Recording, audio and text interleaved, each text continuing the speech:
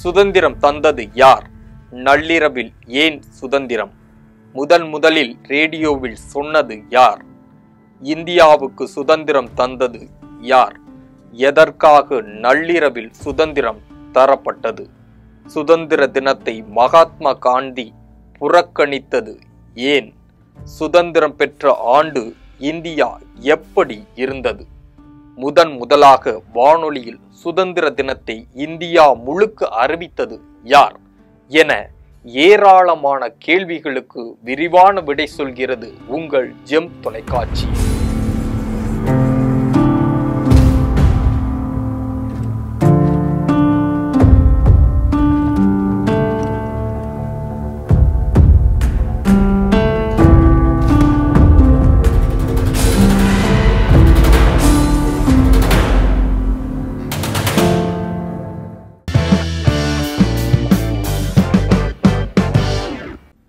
வெற்றிகரமான 79ஆம் ஆண்டு சுதந்திர தினத்தை இந்தியர்கள் கொண்டாடும் ஆனந்த திருநாள் இது.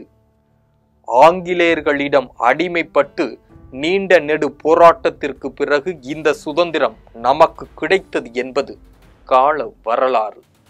இந்தியாவுக்கு சுதந்திரம் வழங்கியவர் அப்பொழுது இந்தியாவின் கடைசி வைசிரியாக இருந்து வரும், இந்தியாவுக்கான கவர்னர் ஜெனரலுமாக இருந்தவரும் மவுண்ட் பேட்டன் பிரபு என்பார்கள். உண்மையில் இந்தியாவுக்கான சுதந்திரத்தை அறிவித்தது அப்பொழுது பிரிட்டனின் பிரதமராக இருந்த கிளமெண்ட் அட்லி என்பவர்தான்.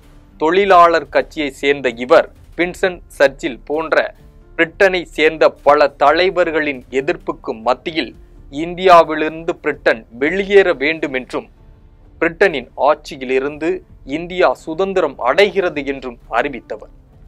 கால வரலாறு அவரை மறந்துவிட்டது. இந்தியா மட்டுமல்ல, பாகிஸ்தான், இலங்கை, மியான்மர் போன்ற பிரிட்டனின் ஆதிக்கத்தில் இருந்த நாடுகளுக்கும் கிளமெண்ட் அட்லியின் உத்தரவின் பேரில்தான் விடுதலை பெற்றது. இந்தியாவுக்கான சுதந்திரத்தை 1948ஆம் ஆண்டு ஜூன் மாதம் 30ஆம் தேதிக்குள் வழங்க வேண்டும் என பிரிட்டிஷ் பாராளுமன்றத்தில் அறிவித்திருந்த நிலையில் கலவரங்கள் மற்றும் வன்முறைகள் ஏற்பட்டுவிடக் கூடாது என்பதற்காக இதனை கருத்தில் கொண்டு முன்னதாகவே திடீரென ஒரு தேதியை மவுண்ட் பேட்டன் பிரபு தீர்மானம் செய்தார். இதனால் இந்தியா சுதந்திரம் பெற்ற நாடாக அறிவிப்பதற்கு ஆகஸ்ட் மாதம் முதல் செப்டம்பர் மாதம் வரை ஒரு தேதியை செய்ய முடிவு செய்திருந்த மவுண்ட் பேட்டன் பிரபு, அவர் இந்தியா சுதந்திரம் அடையும் நாள் ஒரு முக்கிய நாளாக இருக்க வேண்டும் என நினைத்திருந்தார்.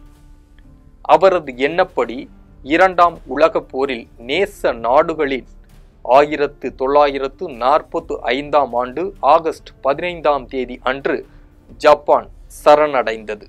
அந்த நினைவு நாளை நினைவு கூறும் வகையில்தான் ஆகஸ்ட் 15ஆம் தேதியை சுதந்திர நாளாக மவுண்ட் பேட்டன் பிரபு தேர்ந்தெடுத்தார். அன்றைய தினம் பகல் 11 மணி அளவில் சுதந்திர தினத்தை அறிவிக்க முடிவு செய்யப்பட்டு இருந்தது. இதனைத் தொடர்ந்து ஆகஸ்ட் 15ஆம் தேதி வெள்ளிக்கிழமை உகந்த நாளாக இல்லை, அது ஒரு துரதிர்ஷ்டமான நாளாகும் என உட்ஸ் செயினியை சேர்ந்த ஒரு ஜோதிடர்கள் ஹக்டோகி மற்றும் சூரிய நரைன் வியாஸ் ஆகியோர் மவுண்ட் பேட்டன் பிரபுவிடம் தகவல் சொன்னார்கள். அந்த ஜோதிடர்களின் ஆலோசனையின்படி ஆகஸ்ட் 15ஆம் தேதி நள்ளிரவுக்கு பிறகு சுதந்திர தினம் அறிவிக்கப்பட்டது. 1947ஆம் ஆண்டு ஆகஸ்ட் மாதம் 15ஆம் தேதி புதிய பிரதமர் நேரு தலைமையில் நாடாளுமன்றம் கூடியது. அந்த கூட்டத்தில் டாக்டர் ராதாகிருஷ்ணன், டாக்டர் ராஜேந்திர பிரசாத் மற்றும் புதிதாக அமைக்கப்பட்ட அமைச்சரவையின் ஒன்று கூடினர். இரவு 11 மணிக்கு இந்த கூட்டம் தொடங்கியது. அப்போது அவர் ஆற்றிய உரை மிகவும் பரபரப்பாக பேசப்பட்டது. அவர் பேசும் பொழுது உலகமே தூங்கும் நள்ளிரவு நேரத்தில் இந்தியா வாழ்க்கைக்கும் சுதந்திரத்திற்கும் வெளித்தெழும் என பேசினார். பிரதமர் நேருவின் உரையை தொடர்ந்து இந்தியா முழுவதும் நள்ளிரவில் கொண்டாட்டங்கள் நடைபெற்றது. இந்திய சுதந்திரம் அடைந்த செய்தியை இந்திய மக்கள் அனைவரும் வானொலி மூலம் கேட்டு மகிழ்ச்சி ஆரவாரம் செய்தனர். அந்த வகையில் ஒட்டுமொத்த இந்திய மக்களும் இந்த செய்தியை ரேடியோ மூலம் சொன்னவர் தமிழ்நாட்டைச் சேர்ந்த பழம்பெரும் நடிகர் பூரணம் விஸ்வநாதன். திருநெல்வேலியைச் சேர்ந்த பூரணம் விஸ்வநாதன் தான் இந்தியா சுதந்திரம் பெற்ற செய்தியை புதுடில்லியில் அகில இந்திய வானொலியில் வாசித்தார். முன்னதாக அவரது அண்ணன் பூரணம் ராமச்சந்திரன் சென்னை வானொலி நிலையத்தில் வேலை செய்து கொண்டிருந்தார். அவரது உதவியால் தனது 24வது வயதில் டெல்லியில் உள்ள அகில இந்திய வானொலியில் செய்தி வாசிப்பாளராக பூரணம் விஸ்வநாதன் பணியாற்ற தொடங்கினார். பின்னாளில் இவர் உயர்ந்த மனிதன், மௌனராகம், வருஷம் 16, தில்லுமுள்ளு, மகாநதி ஆகிய திரைப்படங்களில் குணச்சித்திர வேடங்களில் நடித்தவர். தற்போதைய தலைவர் விஜய் நடிப்பில் வெளியான தமிழன் படம் தான் இவரது கடைசி படமாகும்.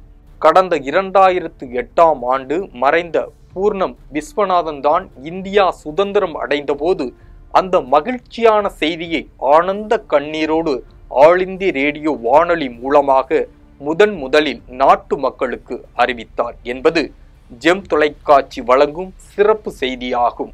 இந்தியா சுதந்திரம் அடைவதற்கு முன்னதாக 1947ஆம் ஆண்டு ஜூலை மாதம் 22ஆம் தேதி அன்று நடைபெற்ற அரசியலமைப்பு சட்டத்தின் கூட்டத்தில்தான் இந்தியாவின் தற்போதைய தேசிய கொடியின் வடிவம் ஏற்றுக்கொள்ளப்பட்டது என்பது முக்கிய செய்தியாகும். தற்போதைய இந்திய தேசிய கொடியை வடிவமைத்தவர் பிங்காளி வெங்கையா என்பவர். ஆந்திர மாநிலத்தைச் சேர்ந்த சுதந்திர போராட்ட தியாகி இவர். இதற்கு முன்னதாக 1906ஆம் ஆண்டு ஆகஸ்ட் 7ஆம் தேதி முதலாக இந்தியாவின் தேசிய கொடி கொல்கத்தாவில் உள்ள பார்சி பாகன் ஸ்கொயர் கட்டிடத்தில் ஏற்றப்பட்டது.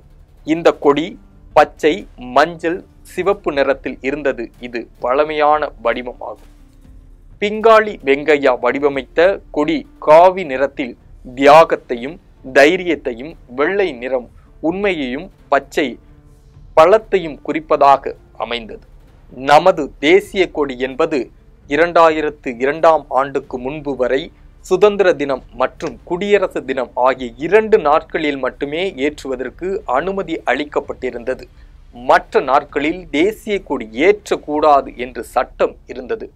ஆனால் 2002ஆம் ஆண்டிற்கு பிறகு எப்போது வேண்டுமானாலும் தேவைப்படும் பொழுது தேசிய கொடி ஏற்றலாம் என்று உச்சநீதிமன்றம் தீர்ப்பளித்தது.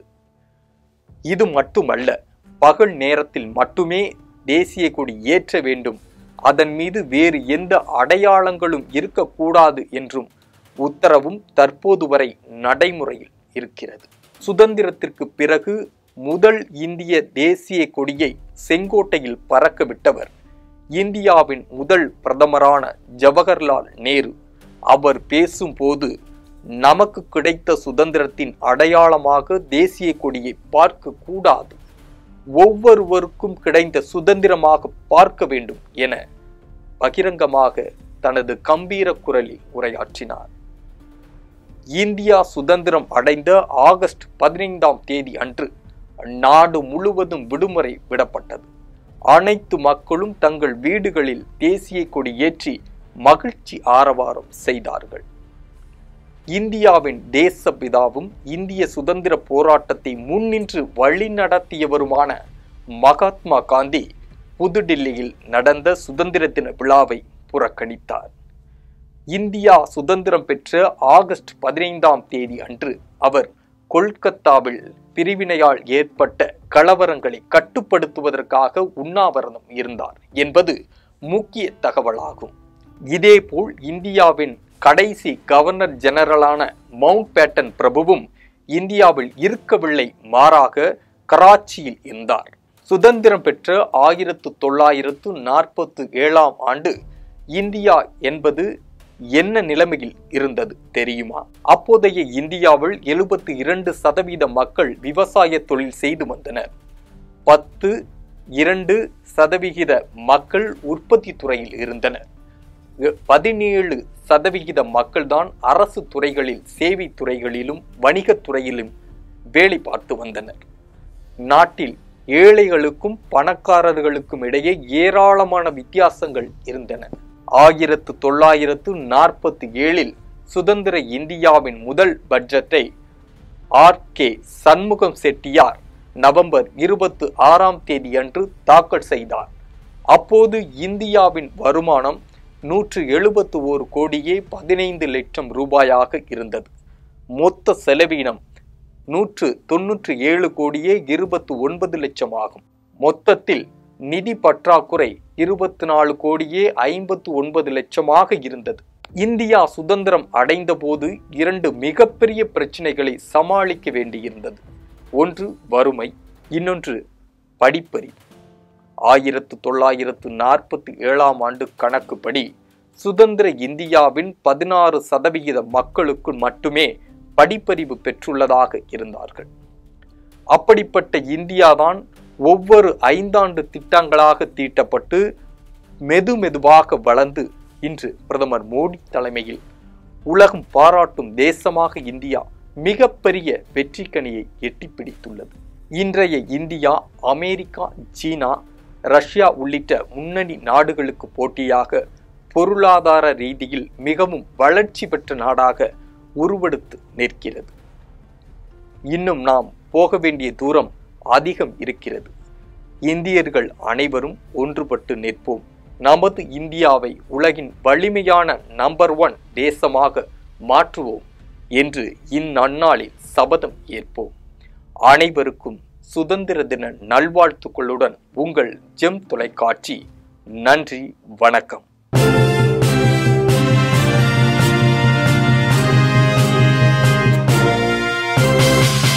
உடனுக்குடன் அப்டேட் தெரிந்து கொள்ள ஜெம் டிவி தமிழ் ஆப்பை இன்ஸ்டால் செய்யவும்.